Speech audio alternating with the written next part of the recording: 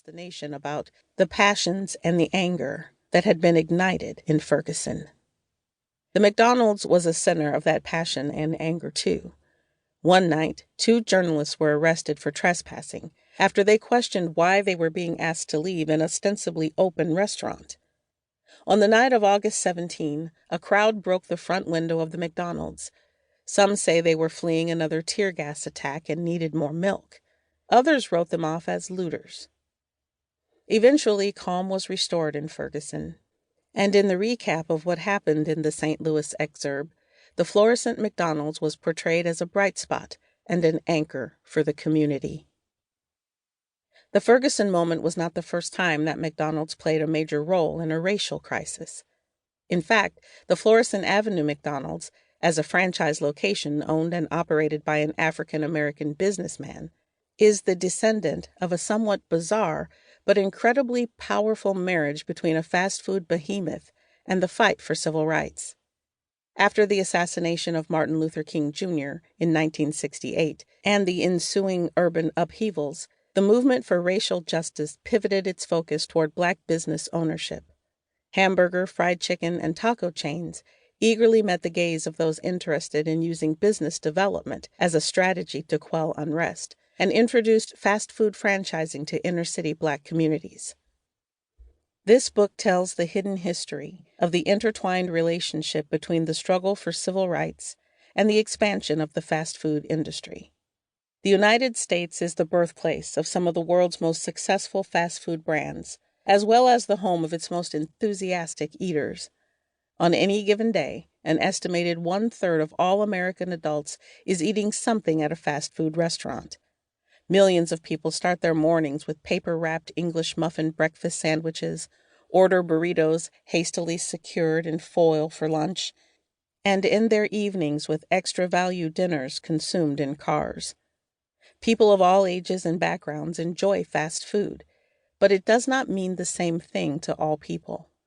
For African Americans, the history of the development of the fast food industry and its presence in their communities reveals the complicated ways that race is lived in America. Racism constrains choices and limits opportunities, from how much you can earn to how long you live. Race also informs where you can sit comfortably and what foods are available to you.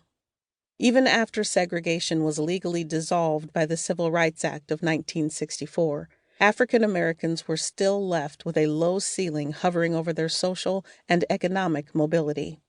The restrictions that emerged because of race and class would place African Americans in a close relationship with an industry built on the idea that food could be delivered cheaply, uniformly, and without consideration of a person's social station.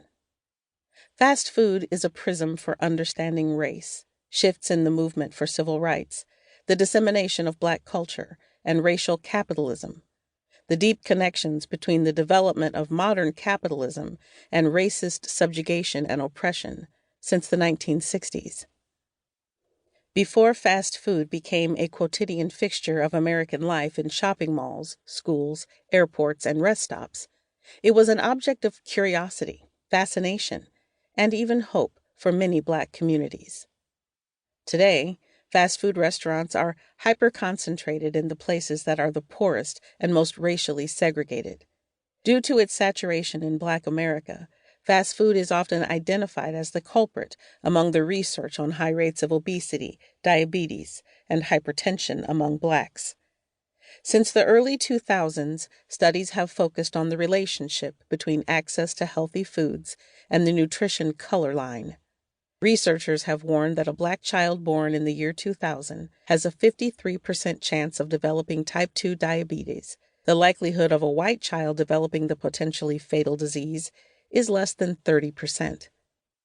In 2015, nearly 75% of African American adults and 33% of Black adolescents were considered overweight or obese. Blacks were 1.4 times more likely than their white counterparts to be obese.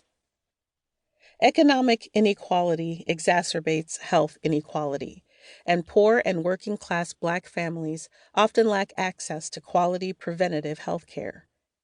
In the year that Ferguson entered the national consciousness,